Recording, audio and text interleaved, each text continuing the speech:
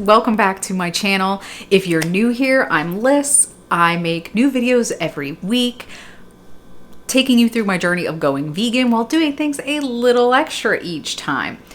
And if you haven't already guessed it, we're into fall now.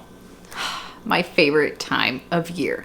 So to get right into this mood, we are going to liven things up. We're going to give it a good fall punch and break out with an awesome recipe featuring the one and only amazing pumpkin. So today we're making pumpkin enchiladas. You heard me. It's going to be a good time. Let's get into it. So what we're going to do is get started with our enchilada filling. In a hot skillet with a little bit of oil, I have 3 to 4 garlic cloves. I did kind of 3.5. I did 3 really big ones and then like a small one. So if yours are on the smaller side, do 4. Of course, if you don't like that much garlic, feel free to do less. Then I have a half of a small onion chopped, and a good handful of cherry tomatoes just diced. And we're just going to let these cook down with some salt and pepper.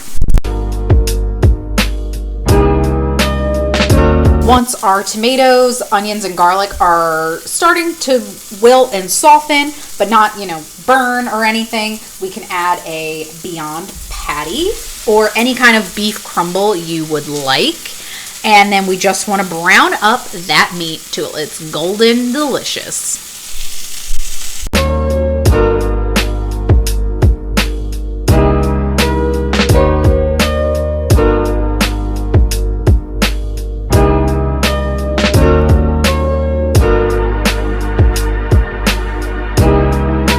Once your meat is nicely browned and cooked through, then we can add half a can of black beans. Now if you wanted to omit the beans and you wanted to just double up on the meat, or if in general you just wanted to make a whole tray of enchiladas, you could simply double this up and do 2 Beyond patties and a full can of black beans.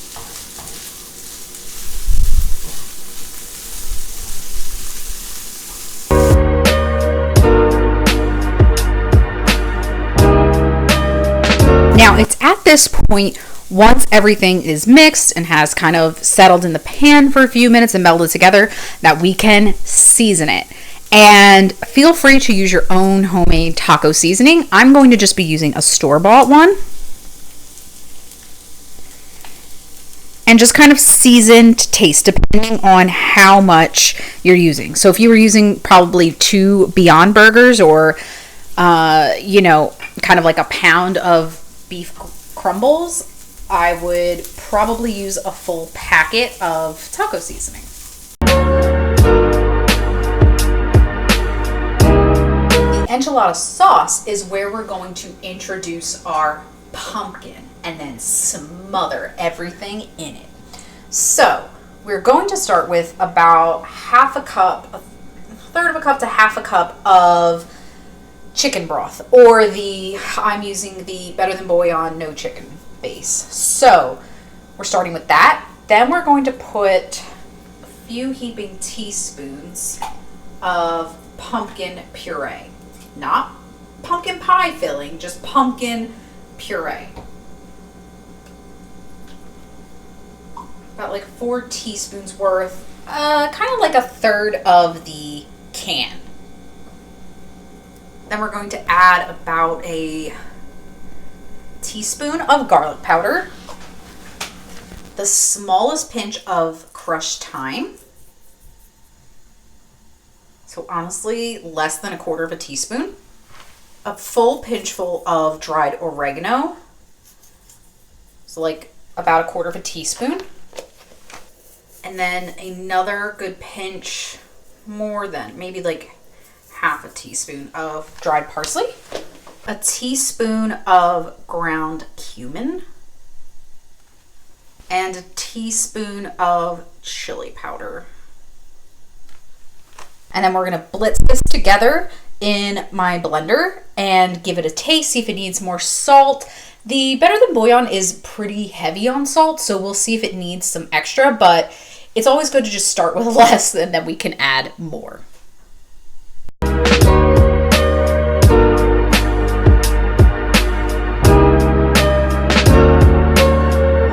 With our sauce done, we can begin assembly. So I've got a prepared square baking dish that I have sprayed with just some nonstick cooking oil. And what we're going to do is put some of that sauce down in there to give us a base.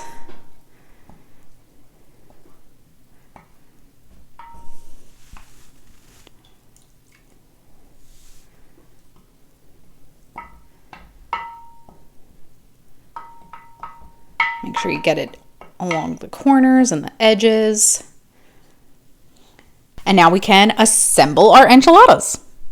Now I preheated my tortillas over actually an open flame, and just to make them, easily pliable and so that they wouldn't tear when rolling. But yeah, so I'm going to get started with a layer of Vegenaise. You could use any sort of pre-bought sour cream or crema, but I'm just going to be quick about it. And Vegenaise is delicious. So that's what we're going to put down. And then we're going to put our mixture and cheese.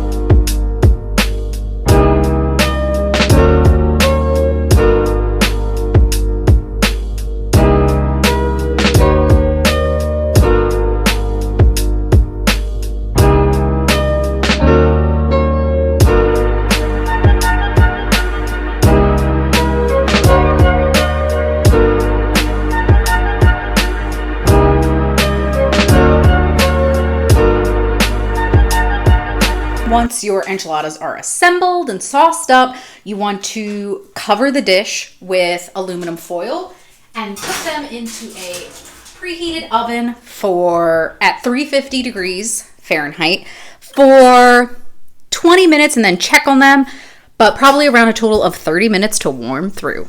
Once it's been about 15 to 20 minutes in the oven, you can remove the foil and let them finish baking.